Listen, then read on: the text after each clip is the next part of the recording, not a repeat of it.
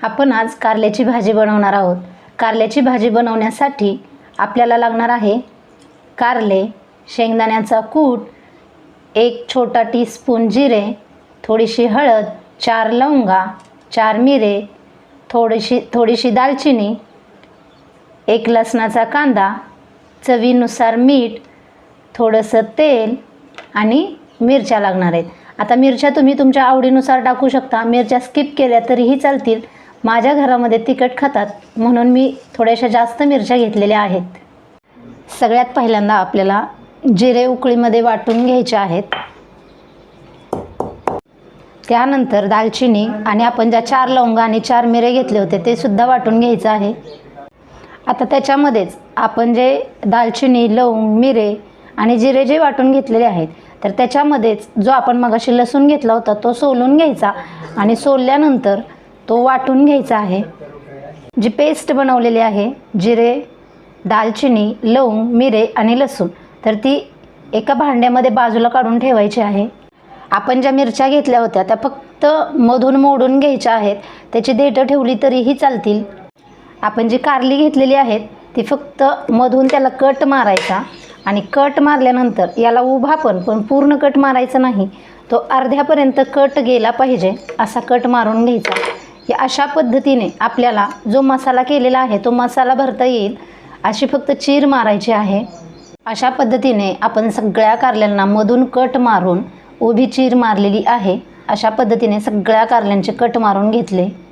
आता आपल्याला कारलं धुवून घ्यायचं। कारलं धुवून घेतल्यानंतर थोडंसं जास्तीचं मीठ, आता ते मगाशी फोडणीला जे मीठ घेतलं होतं ते मीठ वेगळं आहे आणि हे मीठ वेगळं आहे, कारण आपण हे कारलं याच्यामध्ये मीठ भरून याला कुकरला एक शिट्टी काढणार आहोत। या ज्या मधून चीर मारलेल्या आहेत या चिरेमध्ये आपण थोडं मीठ भरून घ्यायचं आहे।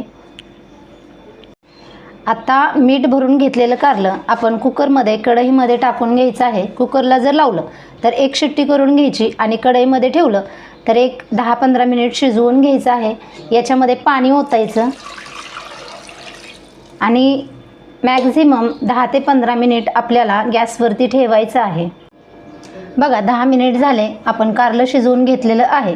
आता ज्यांनी कुकरला लावलं असेल तर आता उन्हाळ्यामुळे लगेचच एका शिट्टीमध्ये सुद्धा कारलं गाळ होतं, त्याच्यामुळे त्यांनी अर्धी शिट्टी भरू द्यायची आहे आणि जी कढी आहे बाजूची, ती बाजूची कढी ओपन करून ठेवायची, म्हणजे लगेचच हवा जाईल आणि हवा गेल्यानंतर लगेचच आपण कारलं काढून पाण्यामध्ये, थंड पाण्यामध्ये, थंड म्हणजे आपलं जे नॉर्मल टेम्परेचरचं पाणी असतं तर त्याच्यामध्ये सगळी कारली काढून टाकायची आहेत, कारण आपण त्या कारल्यामध्ये मीठ भरलेलं होतं। बघा आता अशा पद्धतीने हे कारलं शिजलेलं आहे। मी एक 10 मिनिट हे कारलं या कढईला लावलेलं होतं। बघा हे अशा पद्धतीने कारलं शिजलेलं आहे, जास्त गाळ पण झालेलं नाही। आता हे काय करायचं, सगळे कारली काढून या थंड पाण्यामध्ये टाकायचे आहेत। थंड म्हणजे आपलं नॉर्मल टेम्परेचरचं पाणी असणार आहे। बघा अशा पद्धतीने सगळ्या कारल्यांमध्ये मी मसाला भरून घेतलेला आहे।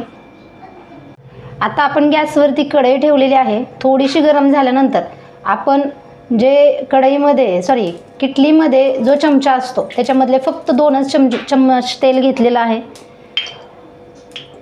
आता हे तेल गरम झाल्यानंतर याच्यामध्ये मिरच्या टाकायच्या आहेत ज्या आपण मगाशी मोडून घेतलेल्या होत्या।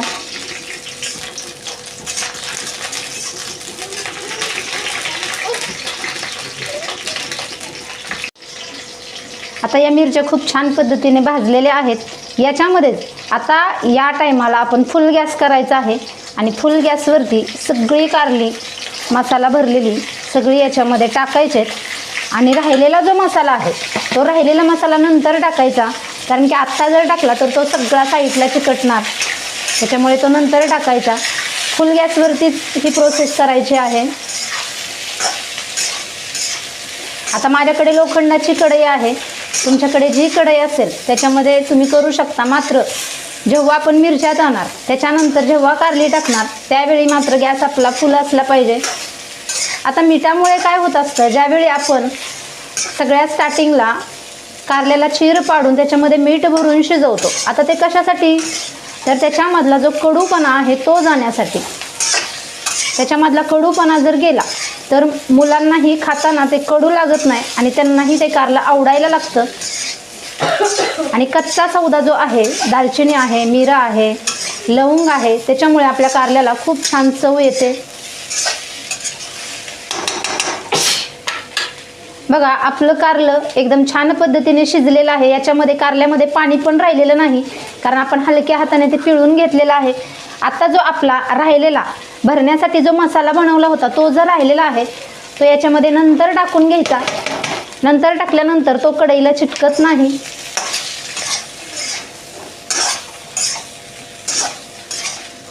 याला अजिबात झाकायचं नाही, कारण झाकल्यानंतर याला पाणी सुटणार आणि पाणी सुटल्यानंतर ते कारलं चांगलं लागत नाही. बघा, आपलं कारलं तयार झालेलं आहे. अशा पद्धतीने कडू न लागणारं कारलं आपलं बनवून झालेलं आहे.